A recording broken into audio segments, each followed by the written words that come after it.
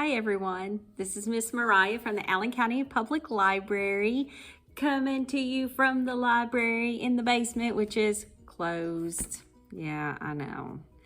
But hopefully in a few months, fingers crossed, I don't know. I have no idea, people, but all I know is this is art education. I do know that much. And this month we're talking about surrealism. Now, surrealism, it can be a little intimidating, a little scary, because the images are so vibrant and some of them are really real looking and you're like, and then some are kind of cartoony. So we're gonna talk a little bit about that and how it got its start. And when I say one certain name here in a minute, you're gonna be like, yeah, I totally get it now. So here we go. This guy right here was actually so much fun to paint because, we've seen this. This is Son of Man, and he's been around. There was a Thomas Crown Affair movie where he was the artwork being stolen. So it's really cool. So we've got us a celebrity. But okay, let's back on track. I'm feeling a little goofy this afternoon. So for starters, what is surrealism? And so we're gonna get down, and I've got all my little cheat sheets, and I've also put these at the end of the video. So if there's something that I'm just rushing through or you don't understand what I'm saying, all of this is at the end of the video, and you can slow it down, stop it, skim through it, look up stuff. And you guys know, I really encourage you to look this stuff up yourself, because as y'all all know, I did not go to college for any kind of art appreciation, art teacher, anything. This is all because I love art, and I know living in our area, we don't always get a whole lot of art education. So, and our art teachers do a wonderful job, and they do go over this, but a lot of this stuff is taught to you when you're in intermediate, middle, high school. And if you're like me, you've slept many nights since high school. So it's kind of a refresher, and I have some younger people, some super talented young people that come to my program when we can meet. And I'm hoping maybe if I'm not opening a door, at least I'm cracking a window. So so educate yourself. If there's something that strikes your fancy, look it up. The names are under all the paintings, and they're all going to be at the end of it also. So let's cut off the last part of the word and look at the word surreal. So I want you to take just a second and think about the word surreal. Like when you think about something being surreal, to me, I'm thinking it's something that is almost too big for your brain to wrap itself around. It could be a color in the sunset. It could be meeting someone for the first time and just having that connection. And it could also be something horrible, something sad that is just so big you don't know if you can handle it. So surreal, having the qualities of bizarre. So, and some of these paintings are going to be like, yeah, right there, ding, ding. Unreal, bizarre, unusual, weird, strange, freakish, unearthly, uncanny, and dreamlike. So there you go. And some of these are, Marget, and he's the one that painted our lovely Son of Man. Now, the original, of course, you see I cut him off because I'm just using like 11 by 14, and this is a large canvas. All the times that I've looked at this painting, I've seen it everywhere. every time I've looked at it, all I've ever really concentrated on was the fact that he has this large green apple in front of his face.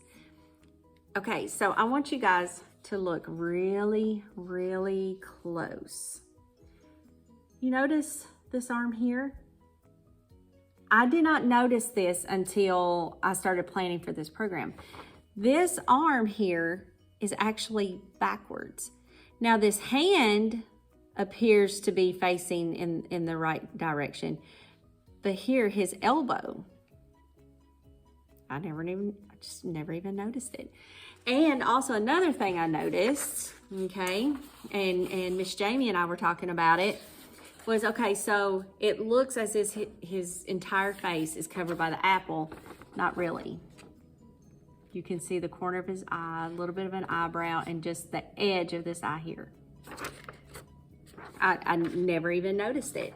So when you're looking at a painting and you're like, wow, there's something about that painting or that photograph or drawing, just take a moment and in your mind, grid it out and look at each little square at a time. And you might find some stuff that you're just like, wow, I never noticed that before. And I was super excited. So it's actually a self-portrait of the artist. And here's a little something he wrote about it. And I'm going to get my grandma bifocals out because y'all know I'm blind. At least it hides the face partially. Well, so you have the apparent face, the apple, hiding the visible but hidden the face of the person. It's something that happens constantly. Everything we see hides another thing. We always want to see what is hidden by what we see. There is an interest in that which is hidden and which the visible does not show us. This interest can take the form of a quite intense feeling, a sort of conflict. One might say between the visible that is hidden and the visible that is present.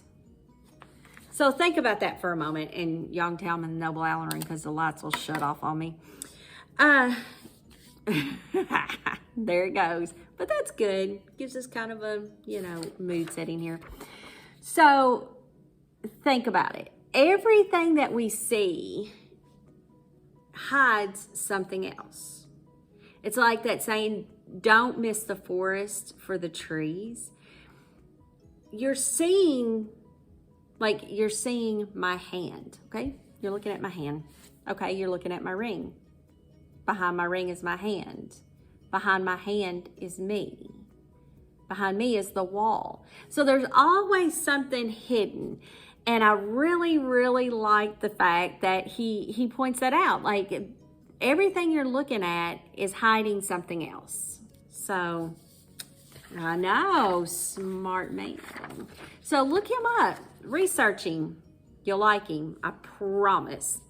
So, how did this surrealism art form start to form? Because we know Pablo Picasso and the Cubism, how it got started and all that. But so surrealism is weird. We all know that, okay? Weird. But let's back it up. Let's try to figure out where it got its start.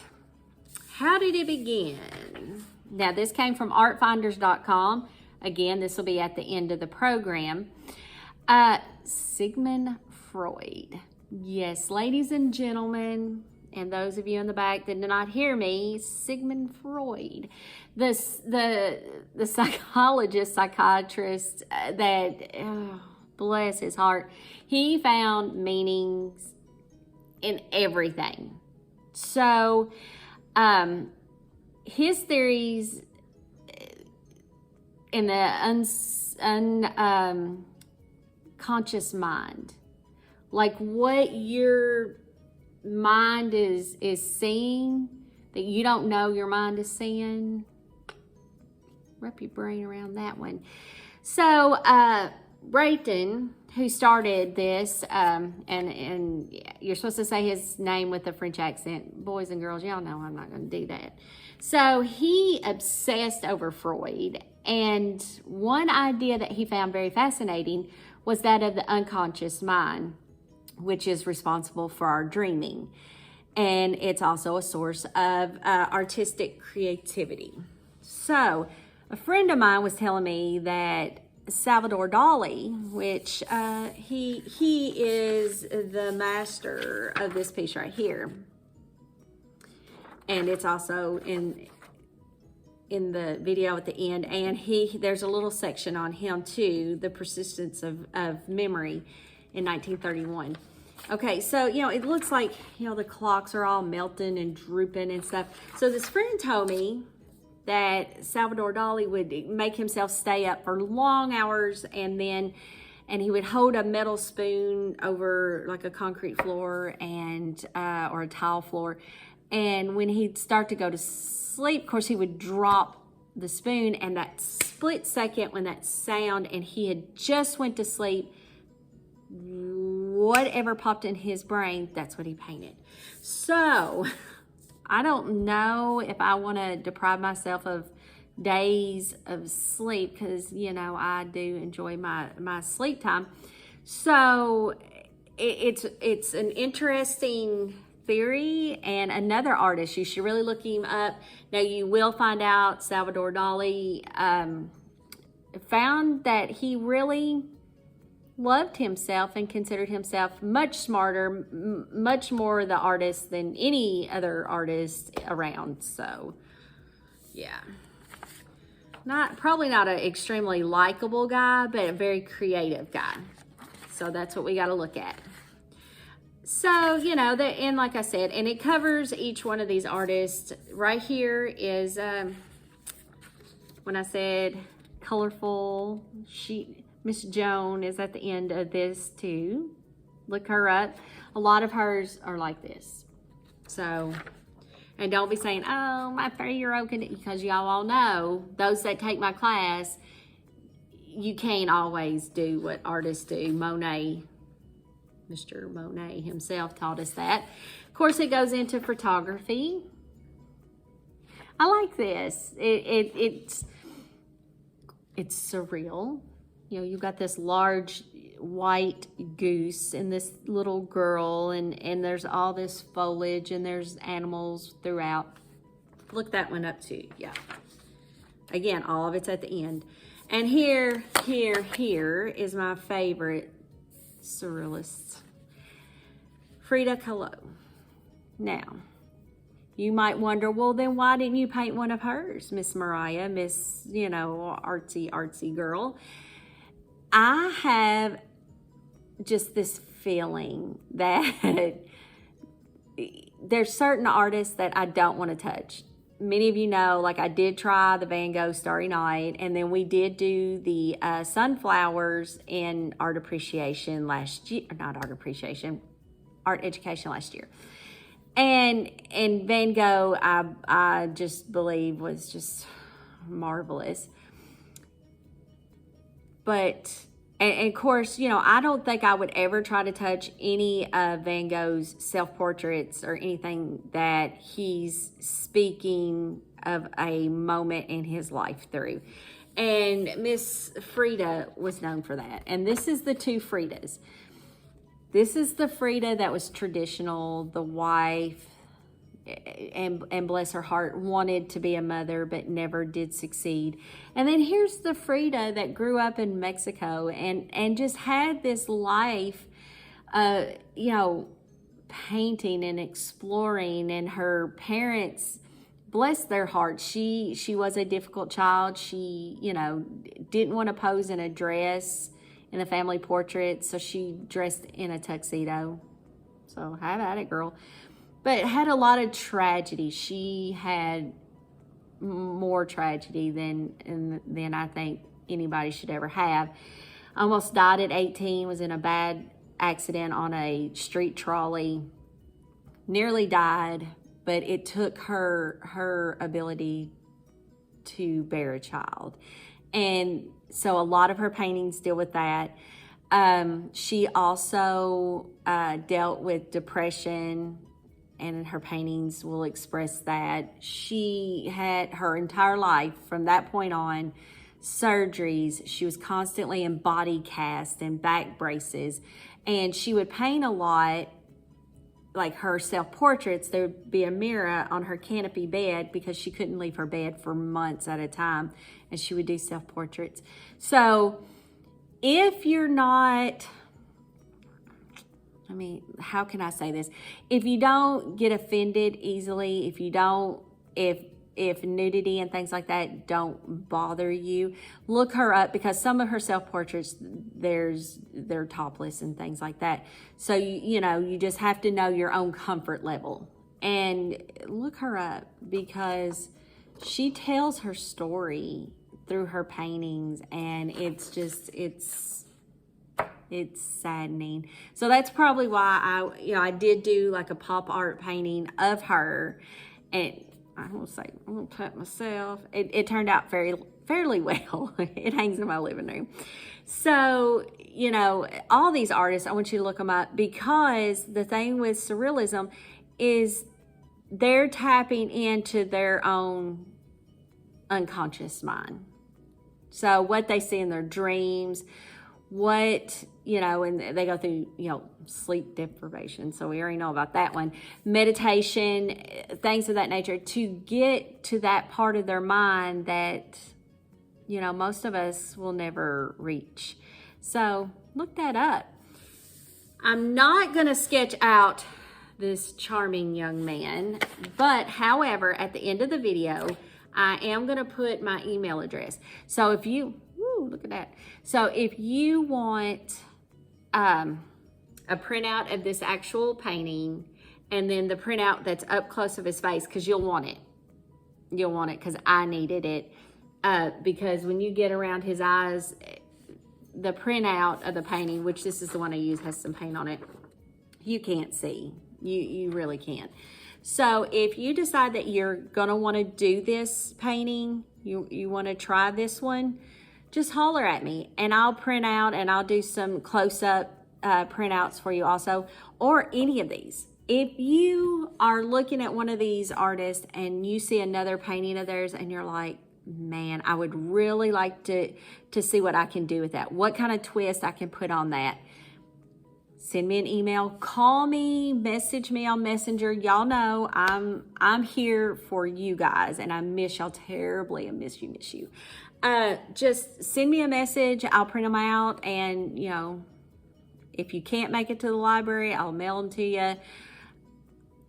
There's some of you that know where I live. I know where you live. We'll work it out. We will work it out, because I enjoy this program so much, and the ones of you guys that came personally, I know how much you guys enjoyed it. And there's one young lady, she has followed me. We started in one direction, it just wasn't working. She hung in there. She came when nobody else came. Gabby, I haven't forgot you. So just, I want this, when we're able to meet again, to be able to come back together and pick up where we, left off. And I want you guys to watch these videos and tell me, hey, when we get back together, can we revisit this? Because I already know we're going to revisit Picasso. Just let me know. And I'm ready to start getting some programming up and going. So you guys just reach out to me. I'm here. Y'all know where I'm at. And I miss you guys. So this month was Surrealism. All the articles that I found from artfinder.com will be at the end, along with my email address and, the prints of the artwork I just showed you. So until next time, my fellow art peeps, stay kind, stay safe, and we're gonna get through this, and I look forward to seeing you all again. We are here at the library, so stop in anytime and we'll talk about whatever you want to talk about. So thank you for joining me. This is Miss Mariah from the Allen County Public Library. See you guys later.